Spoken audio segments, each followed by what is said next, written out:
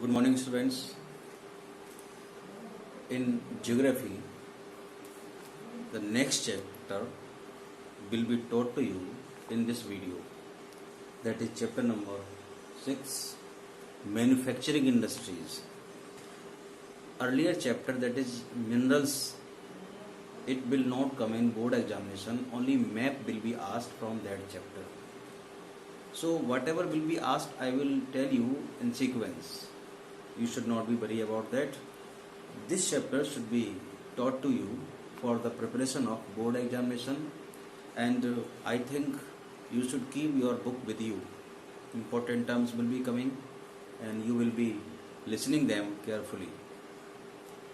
Manufacturing industries, first of all you should understand the meaning of manufacturing.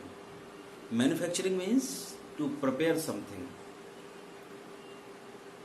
where with the help of raw material, when we prepare something to increase its value in the market, and the place where it is prepared, that is called factory industry. And this process, when we prepare something from raw material, that is called manufacturing. What is the importance of manufacturing for us? Actually 4 or 5 points have been given in your book. Carefully listen them. The first point has been given in your book.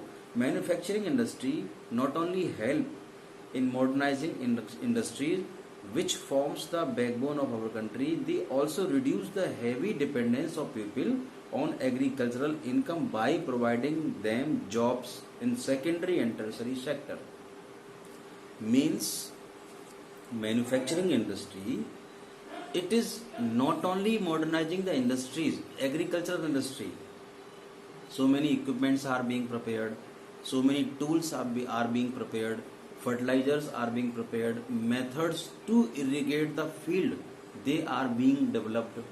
In this way, agriculture is going to be modernized with the help of manufacturing industries.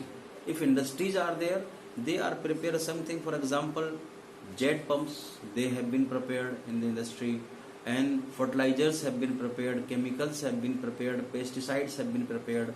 So when people were depend for their employment maximum on agriculture, now manufacturing industry is also giving employment to maximum people in the country.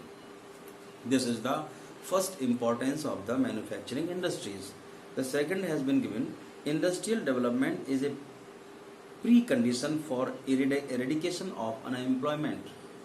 If any country wants to remove unemployment from the country, definitely that country will have to open industry in it.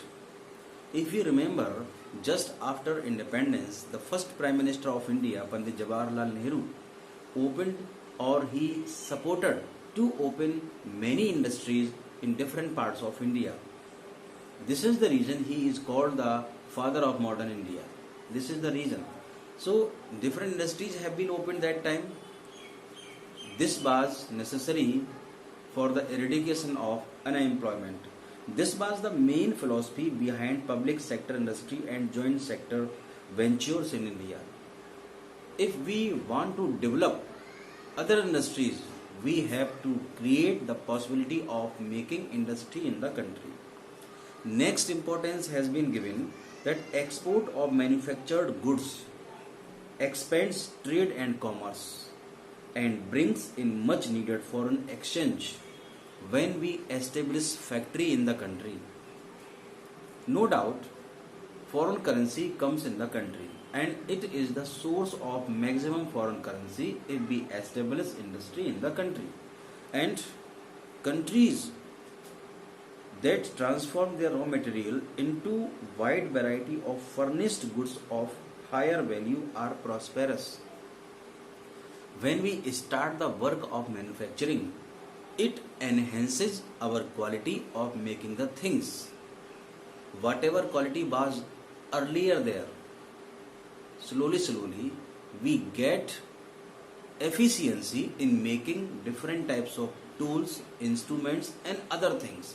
So establishment of industries provides the quality in making the things if we establish industry in the country.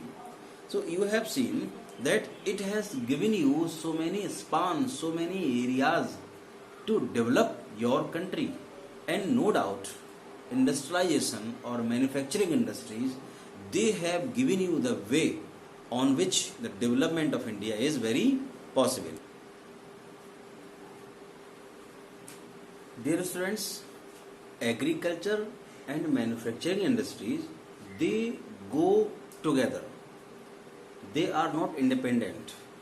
One is depend upon another. For example, if we want to improve the irrigation methods in country, for that purpose we have to improve the production of pipes, pumps, engines, tractors and other things.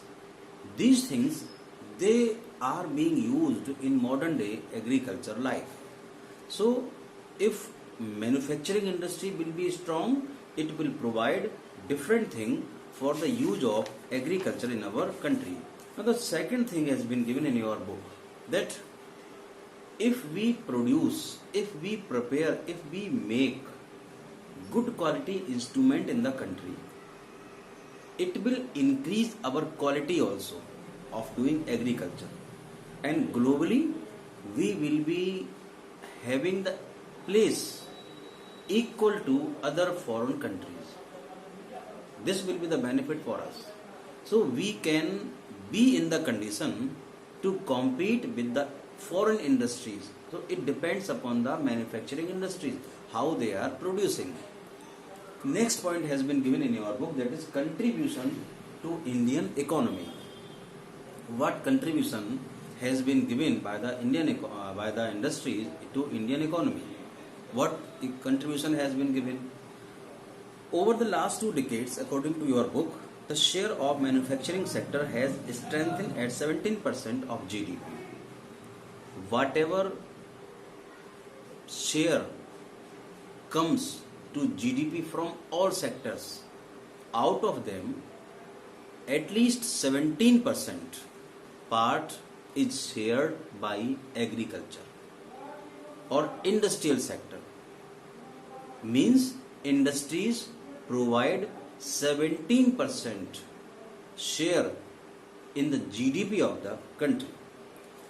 It remains changes.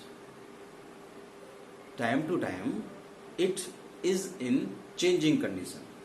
This is much lower in comparison to some East Asian economies, where it is 25 to 35%. In some countries, the part of manufacturing industry, it is more than India. It is 25 to 35% to GDP. And the desired growth rate over the next decade is 12%. Since 2003, manufacturing is once again growing at the rate of 9 to 10% per annum. Per year, it is sometime increasing to sometime decreasing, but it is sharing into the GDP of the country. With appropriate policy interventions by the government and renewed efforts by the industry to improve productivity, government time to time trying to improve the quality, the capacity to produce qualitative things, it is increasing.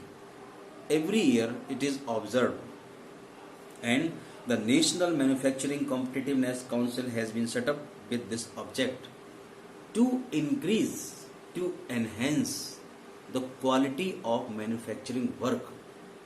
One group has been set up. The name of the group is NMCC, National Manufacturing Competitiveness Council. It means this group is responsible to observe what is the till date progress of the manufacturing sector. It is observing, or sometimes it gives a suggestion also to the manufacturing sector. Now the next thing is very important. Setup of industry, it is also playing important part in any country. Where we are going to set up the industry, it means if the location is good, then definitely we will have the profit from it. Location plays an important role for getting benefit from the manufacturing sector. Industrial locations are complex in nature. These are influenced by availability of raw material.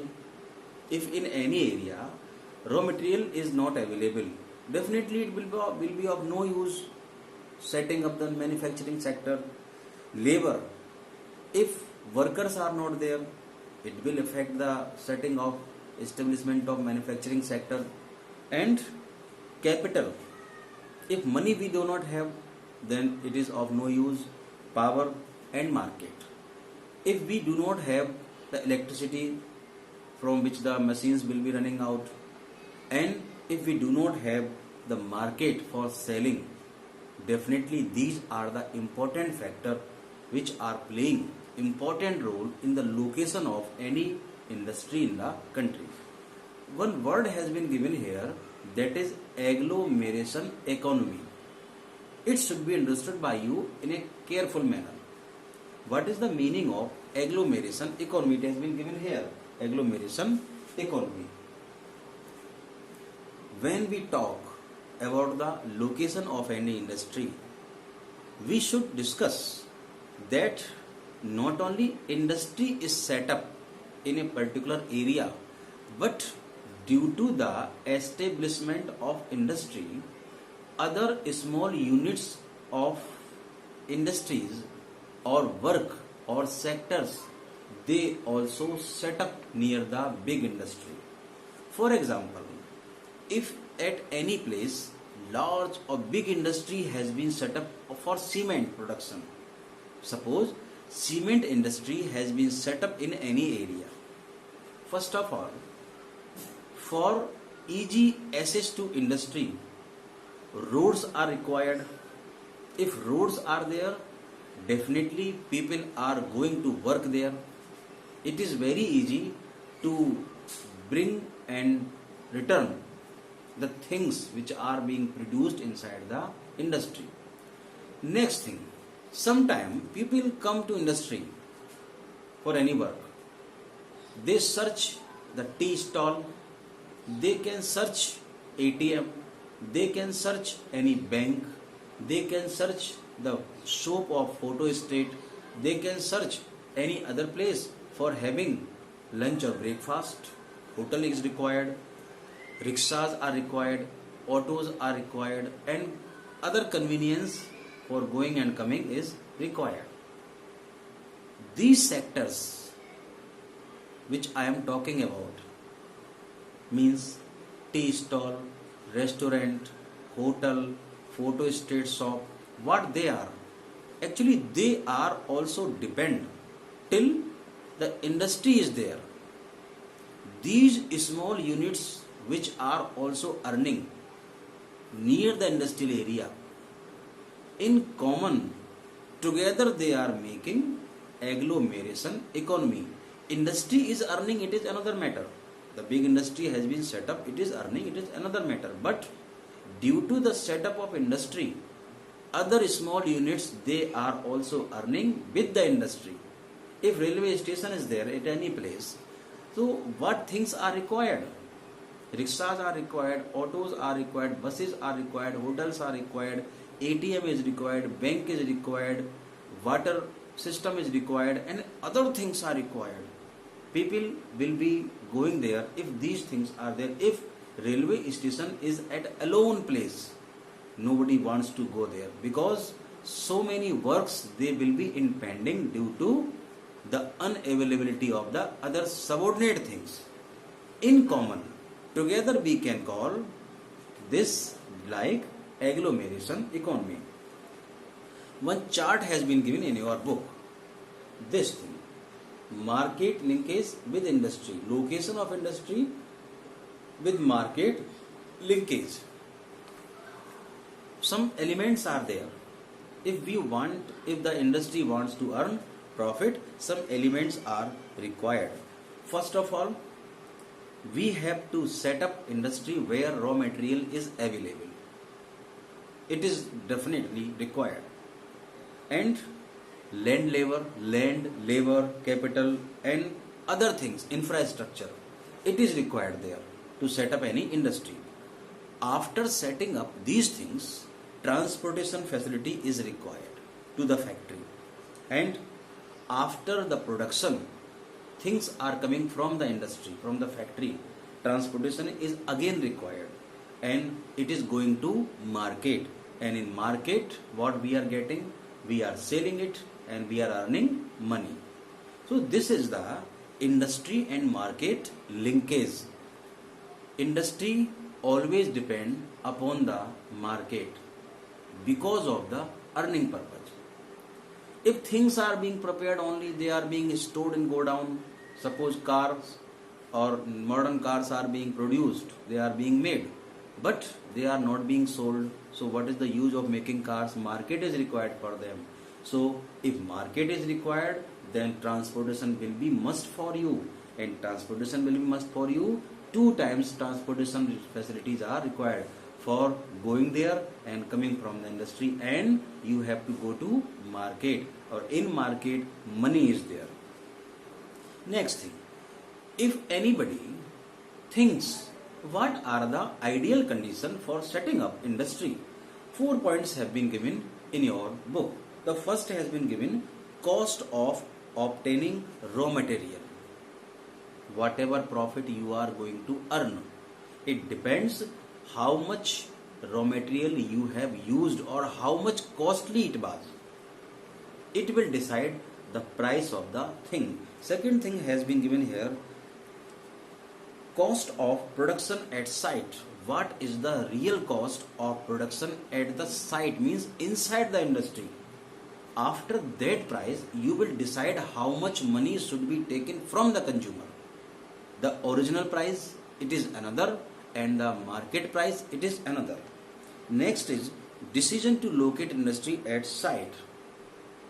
The people who want to open industry at any place, they should decide that at which place setup of industry would be appropriate, would be suitable. The last is cost of distribution of production. How much money you are spending in the distribution of the things to the market, because it also requires money. Cars, after being made, after being prepared, they are being sent to market, but the freight, the money which is being used for transportation them, where it will be earned from? It will be earned from the consumer, from the market. So very easy. If we decide how much money should be earned from the market, we have to distribute this cost accordingly. This is the element, these are the elements which are the ideal things, ideal elements for the location of any industry. It is very easy to.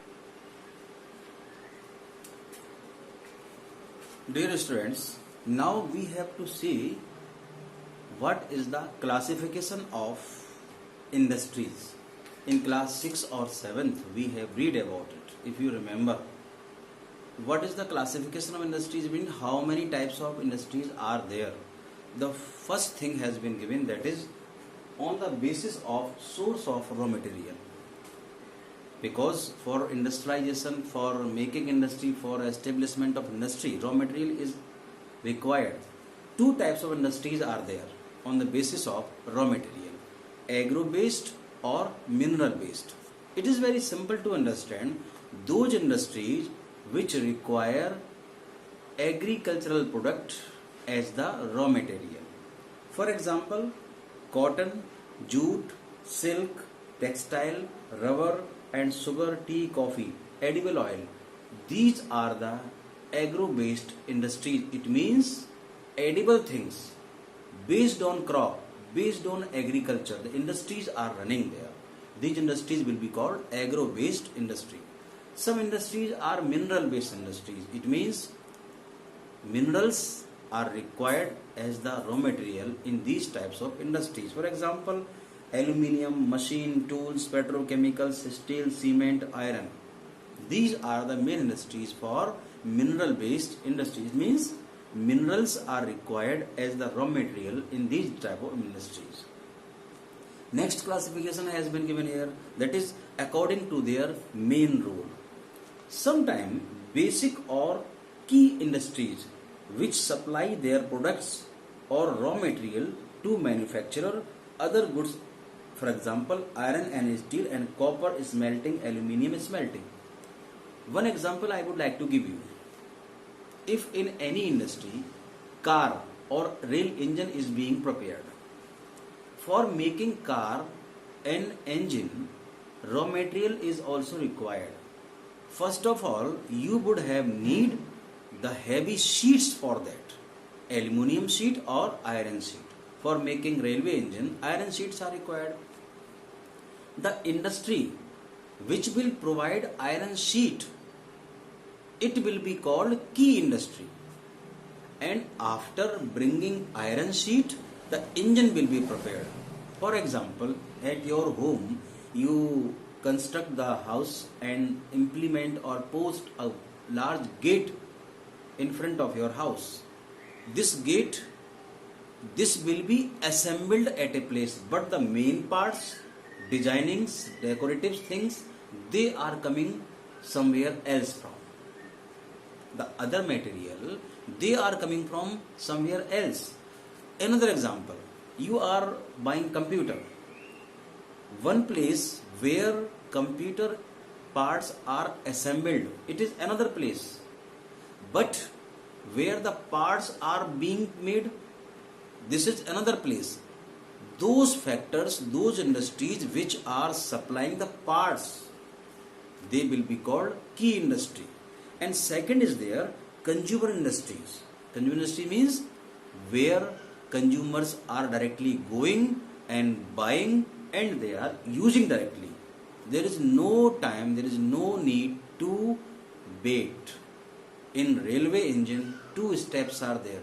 Sheets are coming, workers are preparing, engineers are preparing engine with the help of sheets. After that, engine is going to use. Two steps. But when we need Colgate, we just go to soap, buy it, and after coming home, we start using it without any suggestion or any requirement. This is called direct consumer industry. So those things which are being prepared directly or for the use of consumer, they are called consumer industries. Other classification has also been given on the basis of capital requirement. How much money is required? On this base, two types of industries are there: small scale industry and large scale industry. Small scale industry is that industry in which approximately or more than 1 crore rupee is required, up to 1 crore rupees. If a factory is established, it will be coming under the category of small industries, small scale industry. It means very simple. If less or up to 1 crore rupee is used to start the industry, it will be called a small scale industry. And if more than 1 crore rupee is required, if more money is required than 1 crore, then it will be called large scale industry. It is very simple. Next classification has been given, that on the basis of ownership. On the basis of ownership, factories are of different type. The first is, that is public sector. Some industries, they are owned by the government. They are called public sector. For example, BHEL, BHEL, Bharat Heavy Electrical Limited, SAIL, Steel Authority of India Limited. These are the two examples of public sector industry. Next is, if the industries are owned by private or individuals, they will be called private sector industries. For example, it is given here TISCO, Tata Steel, Steel and Corporation. TISCO, it is in Jamshedpur. And Bajaj Auto Limited, Dower Industries. These are the example of private industries. Next type of industry is there, that is joint sector. Two are clear. The industries which are owned by the government, run by the government, they are called government industry or public industry, public sector.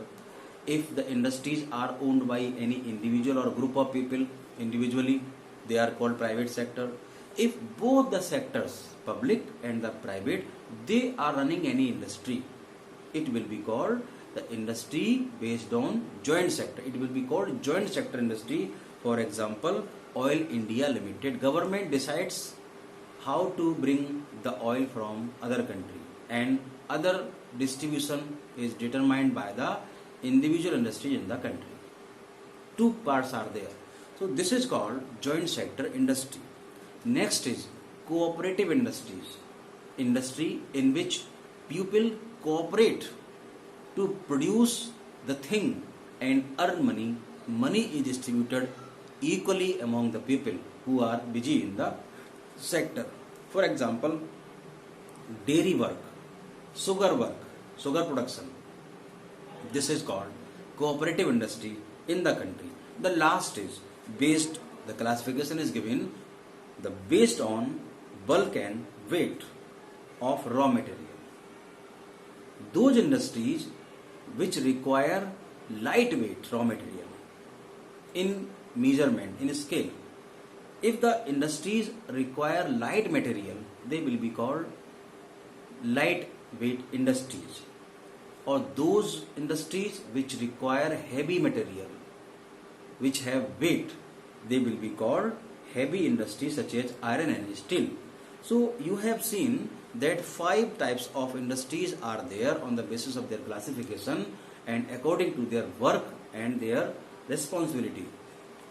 They have been given here. It is very easy to learn on the basis of ownership, on the basis of money capital used in it, on the basis of bulk and weight, on the basis of ownership. So many things are there. You can read it easily. Dear students, just we have seen the classification of the industries, and industries have been classified on different types of bases. Now you will see, according to classification, you have to observe that in which type of sector what type of industries are coming. First we will start their agro-based industries. It means industries based on agriculture. Agro-based industries have been given here. They are 4 in number in your book: textile industry, cotton industry, jute industry and sugar industry. These all industries are based on agriculture. Textile means preparation of garments. Garments are prepared with the yarn. Yarn are coming from the plant, whether they are the silk yarn or cotton yarn. And in this way, we will read about these types of industries which are called agro-based industries.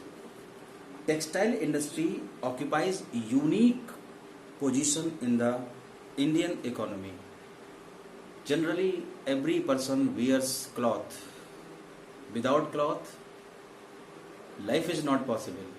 So, we are dependent upon the production of cloth because it contributes significantly to industrial production. 14% contribution it gives to Indian economy, and it is also giving employment.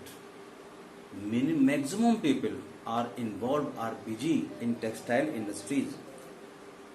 So the second largest after agriculture, this is the second largest sector after agriculture, and it also gives you chance to earn foreign exchange, and it contributes 4% towards GDP. Out of whole 4% GDP comes from textile industries.